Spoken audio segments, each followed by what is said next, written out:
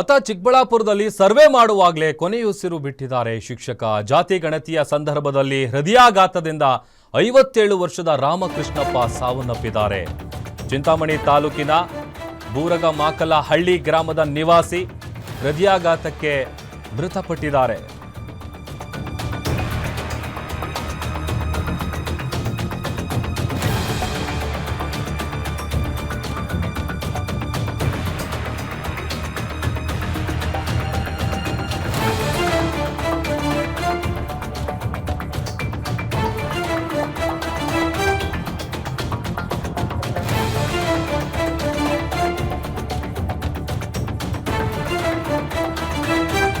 ನೋಡಿ, ಸರ್ವೆ ಮಾಡುವಂತ ಸಂದರ್ಭದಲ್ಲೇನೆ ಹೃದಯಾಘಾತಕ್ಕೆ ಶಿಕ್ಷಕರು ಬಲಿಯಾಗಿರುವಂತ ಘಟನೆ ನಡೆದಿದೆ. ಜಾತಿ ಗಣತಿ ವೇಳೆ ಹೃದಯಾಘಾತದಿಂದ 57 ವರ್ಷದ ರಾಮಕೃಷ್ಣಪ್ಪ ಸಾವನ್ನಪ್ಪಿದ್ದಾರೆ. ಚಿಂತಾಮಣಿ ತಾಲೂಕಿನ ಬೂರಗಮಾಕಲಹಳ್ಳಿ ಗ್ರಾಮದ ನಿವಾಸಿ. ಚಿಂತಾಮಣಿ ನಗರದಲ್ಲಿ ಜಾತಿ ಗಣತಿ ಮಾಡುವ ಸಂದರ್ಭದಲ್ಲಿ ನಡೆದಿರುವಂತಹ ದುರ್ಘಟನೆ ಇದು. ಜಾತಿ ಗಣತಿ ಮಾಡುವಾಗ ಶಿಕ್ಷಕನಿಗೆ ಹೃದಯಾಘಾತ ಕಾಣಿಸಿಕೊಂಡಿದೆ.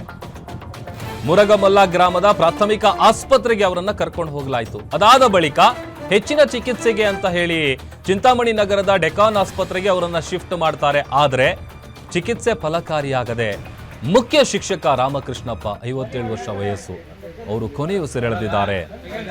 ಸರ್ವೆ ಮಾಡ್ತಾ ಇದ್ದಂಥ ಸಂದರ್ಭದಲ್ಲಿ ಎದೆನೋವು ಕಾಣಿಸ್ಕೊಂಡಿದೆ. ಕೂಡಲೇ ಕುಸಿದು ಬೀಳ್ತಾರೆ. ಅವರನ್ನ ಇಮಿಡಿಯೇಟ್ ಆಗಿ ಪ್ರಾಥಮಿಕ ಚಿಕಿತ್ಸೆಗೆ ಕೊಡಿಸೋದಕ್ಕೆ ಅಂತ ಆಸ್ಪತ್ರೆಗೆ ಕರ್ಕೊಂಡು ಹೋದಂಥ ಸಂದರ್ಭದಲ್ಲಿ ಹೆಚ್ಚಿನ ಚಿಕಿತ್ಸೆಯ ಅವಶ್ಯಕತೆ ಇರುತ್ತೆ. ಇಮಿಡಿಯೇಟ್ ಆಗಿ ಬೇರೆ ಆಸ್ಪತ್ರೆ ಡೆಕಾನ್ ಆಸ್ಪತ್ರೆಗೆ ಕರ್ಕೊಂಡು ಹೋಗ್ತಾರೆ. ಬಟ್ ಚಿಕಿತ್ಸೆ ಫಲಕಾರಿಯಾಗದೆ ಮುಖ್ಯ ಶಿಕ್ಷಕ ರಾಮಕೃಷ್ಣಪ್ಪ ಕೊನೆಯುಸಿರೆಳೆದಿದ್ದಾರೆ. ಬೂರಗಮಾಕಲಹಳ್ಳಿ ಏನಿದೆ ಚಿಂತಾಮಣಿ ಅಲ್ಲಿ ಆ ಭಾಗದಲ್ಲಿ ನಡೆದಿರುವಂತಹ ದುರ್ಘಟನೆ ಇದು.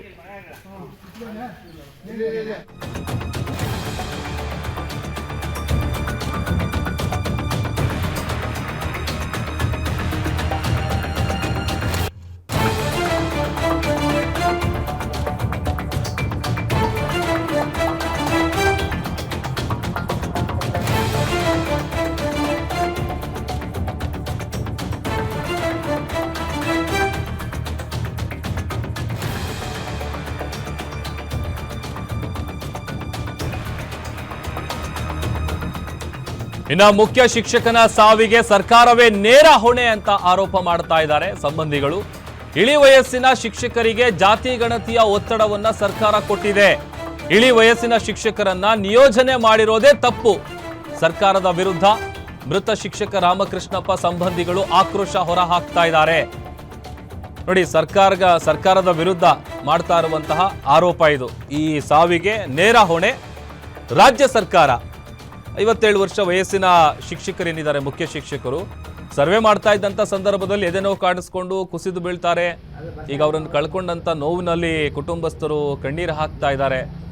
ಈ ಥರ ಆಗೋಯ್ತಲ್ಲ ಅಂತೇಳಿ ಸರ್ಕಾರದಿಂದ ಕೊಟ್ಟಿರುವಂಥ ಒತ್ತಡ ಇದು. ಹಾಗಾಗಿ ಮುಖ್ಯ ಶಿಕ್ಷಕನ ಸಾವಿಗೆ ಸರ್ಕಾರವೇ ನೇರ ಹೊಣೆ ಅನ್ನುವಂಥ ಆರೋಪವನ್ನು ಅವರ ಸಂಬಂಧಿಗಳು ಮಾಡ್ತಾ ಇದ್ದಾರೆ. ಇಳಿ ವಯಸ್ಸಿನ ಶಿಕ್ಷಕರಿಗೆ ಜಾತಿ ಗಣತಿಯ ಒತ್ತಡವನ್ನು ಸರ್ಕಾರ ಕೊಟ್ಟಿದೆ.